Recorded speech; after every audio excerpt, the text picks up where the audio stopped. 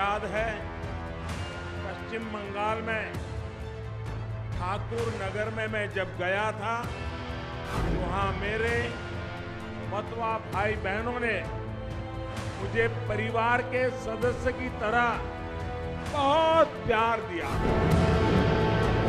विशेष तौर पर बोरो माँ का अपनत्व, माँ की तरह उनका आशीर्वाद मेरे जीवन के अनमोल पल रहे हैं। इधर में इलेक्शन चल रहा है और बांग्लादेश में जाके बंगाल का बारे में भाषण देता है। बांग्लादेश में जाके आपका मार्केटिंग करने गया। हमने 19 में हाफ किया, 21 में साफ करेंगे, 200 से ज्यादा सीट लेकर सरकार बनाएंगे। आज ही हमारे इलेक्शन एजेंट शुभेंदु अधिकारी के भाई, उनके कार पर हमला किया गया, उनके ड्राइवर को चोट पहुंची। इलेक्शन कमीशन तो मोदी कमीशन है, उसको क्या शिकायत करेंगे? उसका विरोध में कुछ नहीं बन रहा है, तो आप आदमी देख लेगा।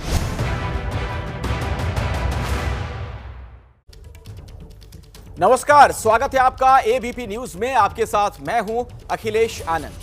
तो पश्चिम बंगाल और असम में पहले चरण का मतदान खत्म होने वाला है।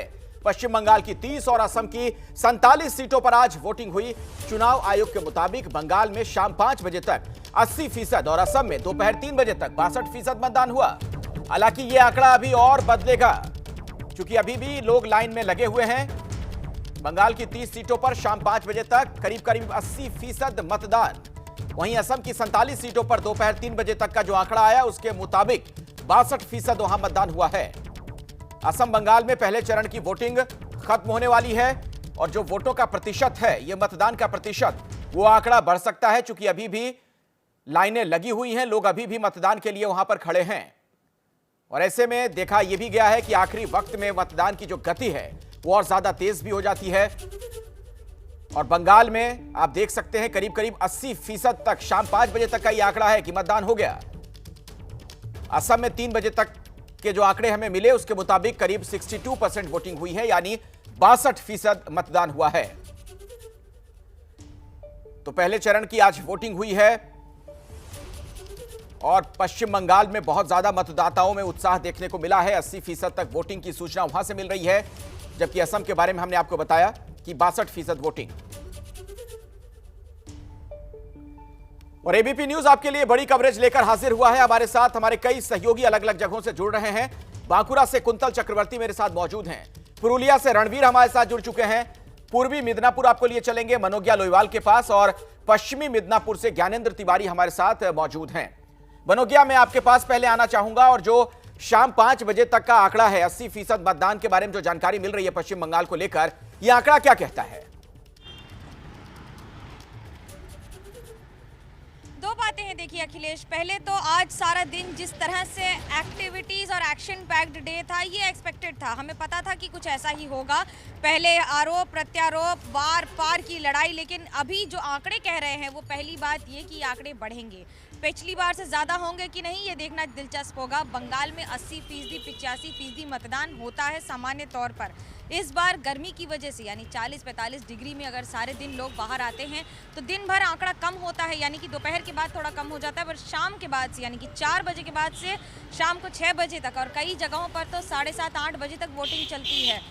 आज जो हुआ है, जो हिंसा की घटनाएं हुई हैं, इन पर बड़ा सवाल उठ रहा है। चुनाव आयोग पर बार बार सवाल उठा रही है तृणमूल कांग्रेस, ये कहकर कि बीजेपी के इशारों पर काम हो रहे हैं। एक डेलीगेशन भी मिला, तो डेलीगेशन ने बीजेपी के भी जाकर चुनाव आयोग से आज अपनी बात रख दी और कह दिया कि जो हो रहा है बंगाल में यही एक्सपेक्टेड था, जिसकी वजह से चुनाव आयोग ने 8 फेज में ये मतदान की पूरी प्रक्रिया की है। जी, मतदान तो हो रहा है, मत का दान कर रही है जनता, और ये लंबी लंबी कतारें बहुत कुछ कह रही हैं।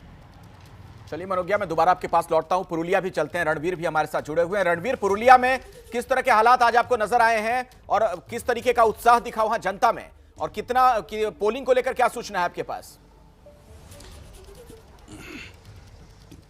देखिए अखिलेश, 5 बजे तक 77% वोटिंग हुई है, लेकिन जब कल मैं यहाँ पुरुलिया आ रहा था तो कई लोकल लोगों से मैंने संपर्क किया तो उन्होंने बताया कि पुरुलिया का हिंसा का एक इतिहास है। हर बार यहाँ कुछ न कुछ घटनाएं होती हैं। 2019 में तो एक मीडिया कर्मी को ही पीटा गया था, लेकिन आज ऐतिहासिक दिन है क्योंकि पुरुलिया क्षेत्रफल के हिसाब से बहुत बड़ा ज़िला है। 9 की 9 सीटों पर आज मतदान था, लेकिन छिटपिट 1-2 घटनाओं को छोड़ दीजिए तो कोई हिंसा की घटना कहीं से नहीं आई है, कहीं से कोई विवाद की खबर नहीं आई है। और पुरुलिया में सुबह से ही मैं 6 बजे से फील्ड में हूँ और 6 बजे जब पहुँचा था तब भी जिस पोलिंग बूथ पर वहाँ 5 लोग मौजूद थे और उसके बाद पूरे दिन जगह जगह लाइनें दिखाई दी हैं। जिस पोलिंग बूथ पर मैं मौजूद हूँ इस वक्त यहाँ फ़िलहाल कोई नहीं, लेकिन जब हम यहाँ पहुँचे थे तब तक कुछ लोग थे।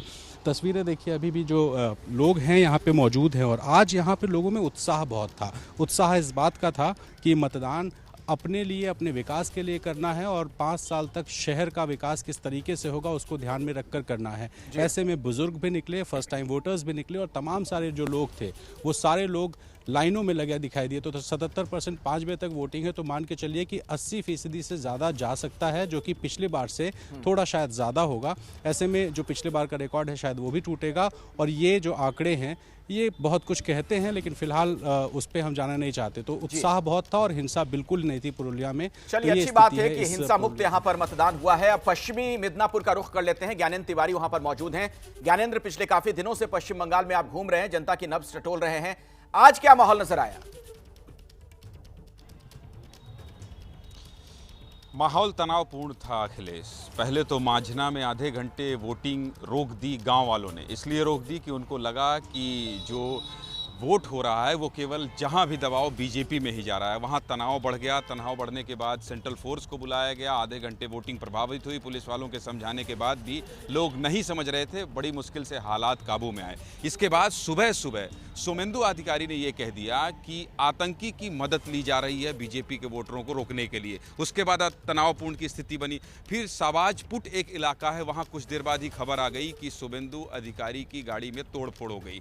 आनन फानन में हम भी वहाँ पहुंचे, देखे तो ड्राइवर को भारी चोट लगी थी। सोमेंदु अधिकारी कह रहे थे कि हमारे 3 कार्यकर्ता घायल हुए हैं। कार चारों तरफ से टूट गया था। कुछ ही देर बाद टीएमसी का एक कार्यकर्ता आ गया, उसके भी फटे शर्ट थे, वो भी लहूलुहान था। कहा इनके ही गुंडे हैं। तो दिन भर ये जो पूरा एक्सरसाइज है, चूंकि अधिकारी परिवार का ये गढ़ है, तो यहाँ कुछ ना कुछ ऐसा हो रहा था जिससे लग रहा था कि किसी वक्त कहीं भी तनाव हो जाएगा। ऐसे बहुत सारे मतदान केंद्र थे जहाँ से ये सूचना आ रही थी कि हमको रोक दिया है, हमको वोट नहीं करने दे रहे हैं, टीएमसी वाले ऐसा कर रहे हैं, बीजेपी वाले ऐसा कर रहे हैं। लेकिन इन सब के बीच ये अच्छी बात है कि इस तरफ के जो आंकड़े आए हैं वो भी अभी तक 77-80% के हैं। और जैसा कि आपने भी शुरू में कहा कि लाइन लगी है अभी, और मनोज्ञा ने कहा कि वोटिंग शाम को बढ़ती है, तो निश्चित तौर पर शाम के वक्त लोग अभी भी खड़े हैं यहाँ काठी में वोट डालने के लिए और ये आंकड़ा और बढ़ सकता है। वोट देने लोग जरूर निकले हैं और सोमेंदु अधिकारी के ऊपर, गाड़ी के ऊपर अटैक होने के बाद भी उन्होंने कहा कि वोटिंग हो रही है और जहां पर भी इस तरह के हालात हैं उनको हम देखने जरूर जा रहे हैं। अच्छी बात यह है कि लोग सुबह से ही निकल रहे थे वोट डालने के लिए। उत्साह हर तरफ दिखाई दिया अखिलेश। बिल्कुल, तो ये एक बड़ी बात है जिसका इशारा आप कर रहे हैं कि उत्साह था आज मतदाताओं में बहुत ज्यादा। बांकुरा भी चलते हैं, कुंतल चक्रवर्ती वहां पर मौजूद हैं। कुंतल, बांकुरा में तो चुनाव से कुछ घंटे पहले हिंसा की खबर आ गई थी, टीएमसी के दफ्तर में ही बम धमाके की सूचना मिल गई थी। आज क्या देखा आपने वहां पर, क्या जानकारी मिल रही है पोलिंग को लेकर?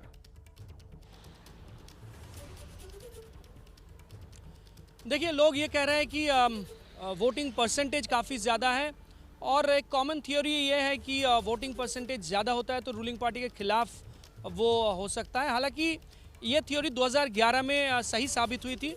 84% वोट, तब वोटिंग परसेंटेज 84% थी 2011 में। लेकिन 2006 या 2016 या 1996 की बात करें तभी भी वोटिंग परसेंटेज 82%, एक बार 81% और एक बार 83% थी। तो बंगाल में ज़्यादा फीसदी वोट मतलब सत्ता के खिलाफ वोट ऐसा नहीं है। हालांकि 2011 में ये सही साबित हुई थी। आपको अभी बता दूं कि बांकुरा में मैंने क्या देखा, मैंने यही देखा कि भारी संख्या में महिला वोटर्स जो है वो वोट देने के लिए अलग अलग जो पोलिंग स्टेशन है वहाँ पहुँची थी। सुबह से लेकर दोपहर तक बहुत भारी संख्या में ये मैंने देखा। तो इससे पहले आपको बताऊं कि वो किसके पक्ष में वोट दिया ये बताना तो असंभव है, लेकिन मुझे लगता है कि इस बार महिला जो वोटर्स है बहुत डिसाइसिव रोल इस बार प्ले करने जा रही है बंगाल विधानसभा चुनाव में। मुझे ऐसा ही लगता है, जो मैंने देखा पूरे दिन उसके हिसाब से आपको यही बता सकता हूं। नहीं, आप सही कह रहे हैं। तो ऐसे में ये समझना जरूरी हो जाता है कि महिलाएं किस ओर जा सकती हैं। थोड़ा सा इसका इशारा तो हम समझ ही लें। मनोज्ञा हमारी महिला रिपोर्टर भी हमारे साथ जुड़ी हुई हैं, जो पश्चिम बंगाल में लगातार घूम रही हैं और कौन बनेगा मुख्यमंत्री कार्यक्रम के जरिए जनता से भी, नेताओं से जुड़ रही हैं। मनोज्ञा, दोनों बातें जो कुंतल कह रहे थे कि महिलाएं अगर बड़ी संख्या में निकल रही हैं तो किसको इसका फायदा हो सकता है, और दूसरी बात, अगर वोटिंग का परसेंटेज बढ़ता हुआ नजर आ रहा है तो ये सत्ता के खिलाफ है या फिर ममता बनर्जी जो चोटिल हुई और जो उन्होंने अपने पट्टी बंधे हुए पैर को दिखाया हर जगह, जिस तरीके से प्रचार किया इसके जरिए, उसका उनके सहानुभूति का फायदा मिल सकता है। बिल्कुल मिलेगा, सहानुभूति का फायदा ममता बनर्जी को मिलेगा ही, इसमें कोई राय नहीं, कोई संदेह नहीं है। लेकिन एक बात और है कि बंगाल में, यानी कि पूरे भारत में अगर कोई महिला मुख्यमंत्री है तो सिर्फ ममता बनर्जी हैं। मैं खुद अगर कोलकाता में रहती हूं, लेकिन मैं हुगली से वोटर हूं। हुगली के जिस दिन वोट होगा उस दिन मैं हुगली वोट करने जाऊंगी। इसलिए अगर आप ये सोच रहे हैं कि कोई व्यक्ति अपने काम पर रहकर यहाँ पर वोट नहीं करता है, तो बंगाल में बिल्कुल उल्टा है।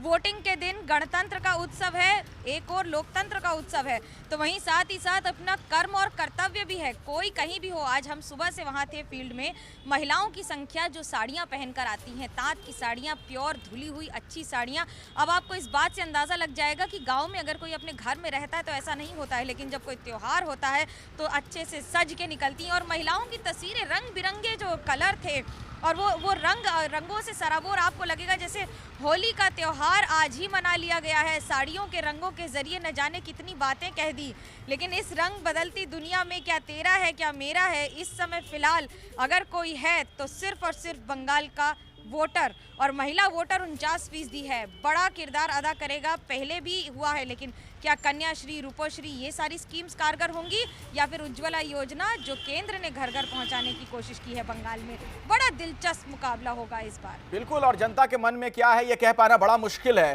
पुरुलिया से रणबीर भी लगातार हमारे साथ जुड़े हुए हैं। रणबीर, सवाल ये है वोटिंग परसेंटेज को लेकर, जो मैं बाकी संवाददाताओं से भी पूछ रहा हूं कि अगर ये वोट का प्रतिशत बढ़ता है तो ये क्या इशारा हो सकता है? कुछ आप समझ पा रहे हैं, कुछ भाप पा रहे हैं? आप ग्राउंड जीरो पर हैं।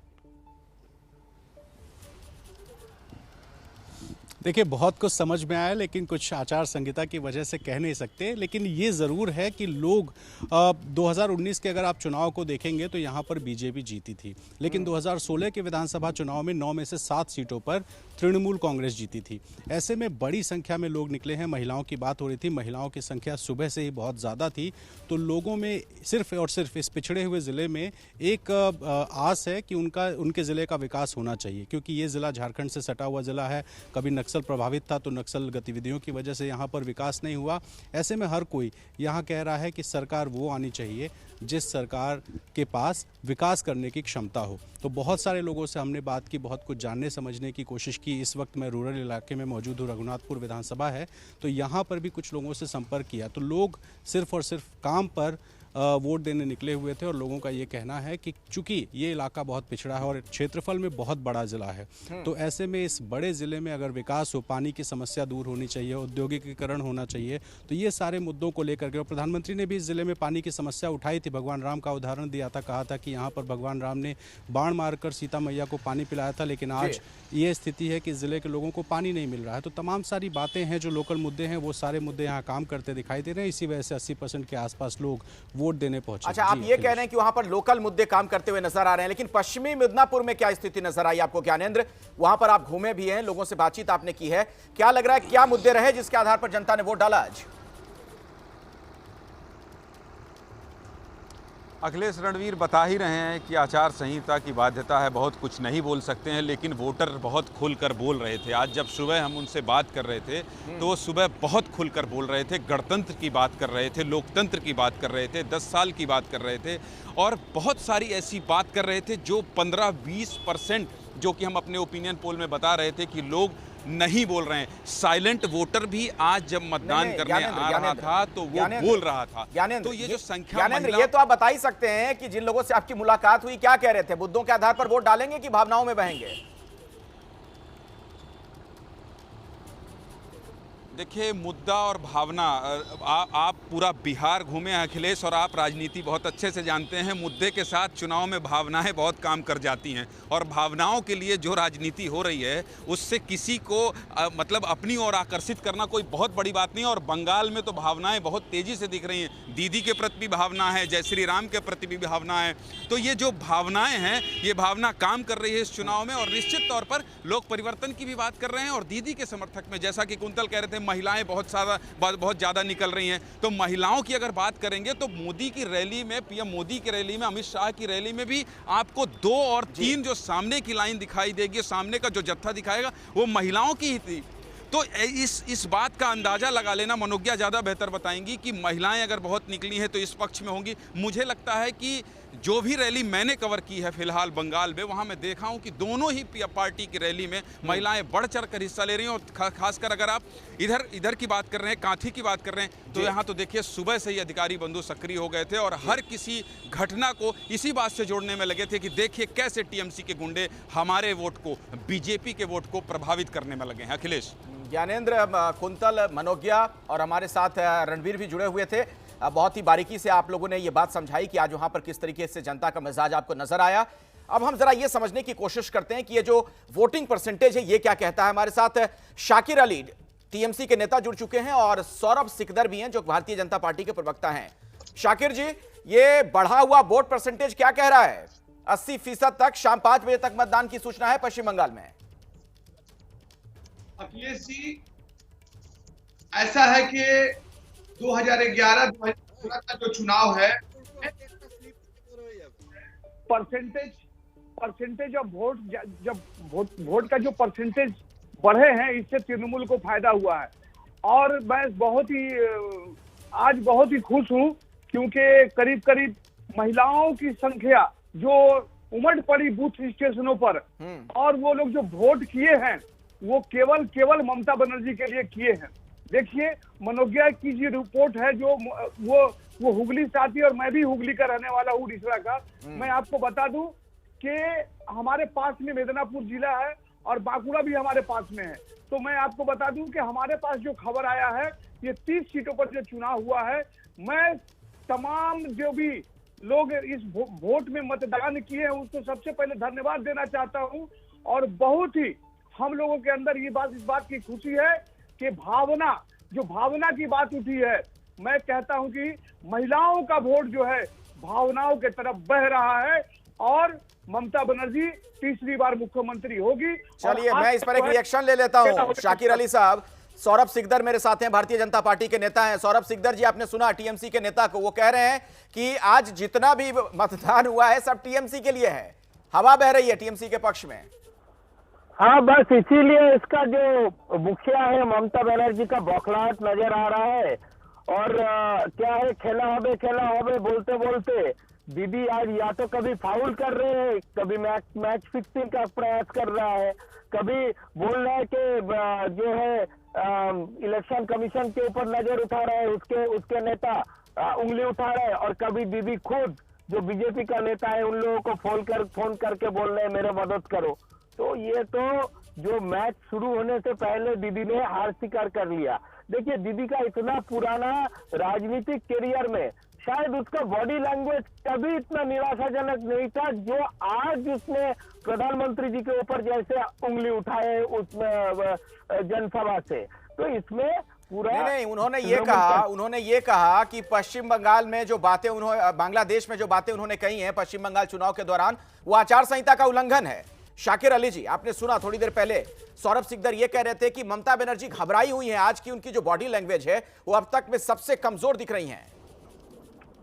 नहीं, ममता बनर्जी कभी नहीं घबराई है, और ममता बनर्जी अपने जीवन में जितना चुनाव देखा है शायद सौरभ सिकदर साहब को पता जरूर है। क्योंकि देखिए, ममता बनर्जी एक ऐसी लीडर है जो कभी घबराने वाली नहीं है। मैं आपको बता देता हूं, उनको घबराहट किस बात का, घबराहट इस बात का है कि बाकी जो चुनाव है उस चुनाव में ममता बनर्जी का जो आज का जो ट्रेंड है, आज का जो इस तरह का है, उसी तरह को वो बनाए रखे जनता और वोटर। यही ममता बनर्जी चिंतित कर रही है, और ममता बनर्जी इस पर अपील भी करेगी। ठीक है सौरभ सिकदर जी, एक बात और शाकिर अली कह रहे थे थोड़ी देर पहले कि महिलाओं ने बड़ी संख्या में आज मतदान में हिस्सा लिया है, जो कि ममता बनर्जी के लिए फायदे वाली बात है। नहीं, देखिए, महिला तो बंगाल के मातृशक्ति जो है वो तो यहाँ का रुझान और यहाँ का जो बंगाल का इतिहास जब जब चेंज हुआ है, राजनीतिक इतिहास, उसमें महिला का बहुत बड़ा भागीदारी रहा है। तो आज भी जो ये पहला चरण का मतदान हुआ है, वो पहला चरण का मतदान में महिलाओं का सबसे बड़ा योगदान है। ये हम लोगों के लिए बहुत आशाजनक है, क्योंकि महिला तो देखे है ना कि कैसे उसके लड़कों के हाथ में 20 रुपया का पाउच का दारू थमा दिया गया है, कैसे कोई रोजगारी नहीं है, कैसे सिंडिकेट राज चल रहा है, कैसे तोलाबाजी चल रहा है। तो इसमें घर का महिला शाकिर अली जवाब दीजिए। और इसमें छोटा सा सवाल मैं जोड़ दे रहा हूं कि नंदीग्राम में बीजेपी नेता से फिर ममता बनर्जी क्यों बात कर रही हैं अगर इतनी कॉन्फिडेंट हैं तो? देखिए, मैं आपको बता रहा हूं कि ये हताशा में सौरभ भाई अनाप शनाप बोल रहे हैं, तो मतलब को मैं उस पर नहीं जाना चाहता हूं। लेकिन मैं आपको क्लियर बता दूं कि आज जो आप उस ऑडियो की बात कर रहे हैं, देखिए ममता बनर्जी ऐसी लीडर है, मैं उन पे गर्व करता हूं कि वो जिनसे बात किया वो प्राक्तन तृणमूल कांग्रेस के नेता थे। जो अगर उनसे अगर तो बीजेपी का है ना, अभी आप भाजपाइयों को फोन करेंगे शाकिर अली जी, और अगर इतने घबराहट है कि टीएमसी कम पड़ गया है। अरे आपने इतिहास देखा होगा, पीछे जाइए कि कितने भी सांसद और कितने भी एमएलए जो टूटते हैं। ये बातचीत बड़ी लंबी हो सकती थी शाकिर अली साहब और सौरभ सिकदर जी, लेकिन मेरे पास वक्त फिलहाल इतना ही है।